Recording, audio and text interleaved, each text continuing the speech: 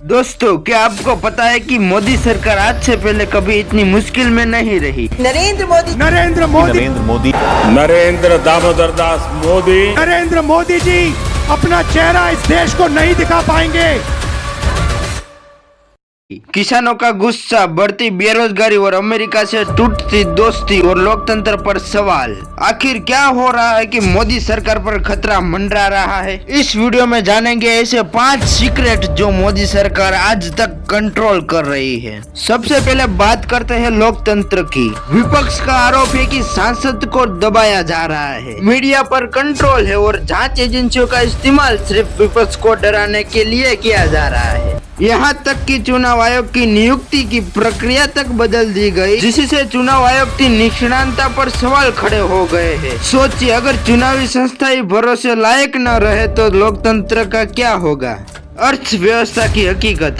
सरकार कहती है कि जीडीपी 60% से ऊपर है, लेकिन क्या आपकी जेब में पैसा बढ़ा? जवाब साफ है, महंगाई चरम पर है, नौकरी नहीं मिल रही, युवाओं के लिए बेरोजगार सबसे बड़ा संकट है और रुपये गिरता जा रहा है। यानी आंकड़ों में चमक है लेकिन असलियत में अंधेरा। अब आते हैं किसानों पर, जिनका गुस्सा मोदी सरकार की नींव हिला सकता है। एमएसपी, कानूनी गारंटी, फर्ज माफी और न्यायपूर्ण दाम, MSP, minimum support price, MSP for all. इन मांगों पर सरकार चुप है और हाल ही में कपास पर आयात शुल्क हटाने से किसान और भड़क गए।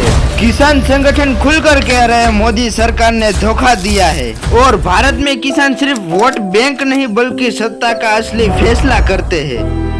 हम मांगे एमएसपी तो क्यों मिलती है लाठी। विदेश नीति की मुश्किलें। मोदी सरकार का दावा था अंतर्राष्ट्रीय मंच पर भारत चमक रहा है, लेकिन सच ये है अमेरिका ने हमारे माल पर 50% टैरिफ लगा दिया है। यानी जो सबसे बड़ा दोस्त बताया जा रहा था वही अब सबसे बड़ा सिरदर्द बन गया है।